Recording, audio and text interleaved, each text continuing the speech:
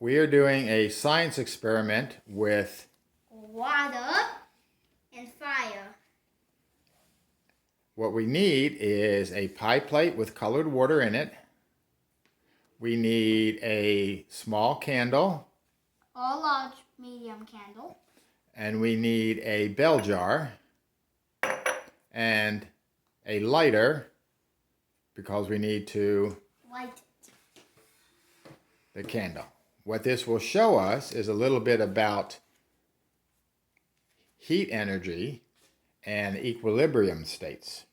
So what we do is we put the votive candle in the middle of the colored water that is in the pie pan. And then and then who lights it? An adult. So I will light this.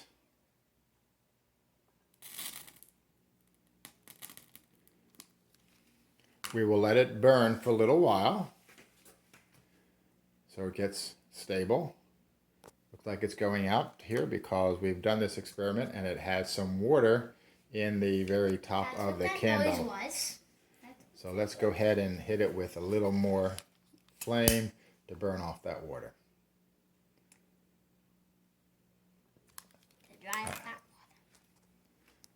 We've done that, so now we're going to cover that candle with the bell jar. And what's going to happen, Cason?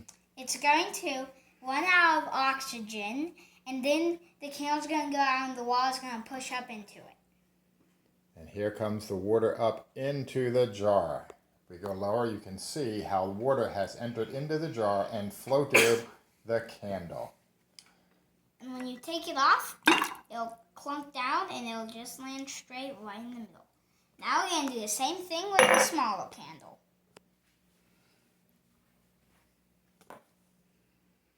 So will it be different or the same with the smaller candle? So we have it around it.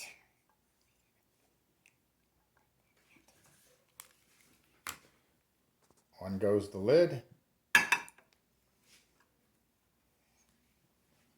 Out goes the candle, up comes the water, and the candle floats in the water. And the smoke.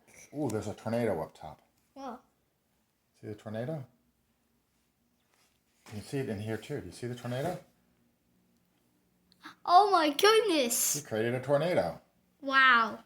And there comes the smoke a down. Smoke-nado. So This one's even cooler to watch. Wow. We created. So why did the water rise? Anti-cyclonic. Why did the water rise? I forgot. You forgot because we burned up the oxygen and we made it hot and we created pressure, and when it went out the pressure was less, so the water had to come in to replace the reduced pressure.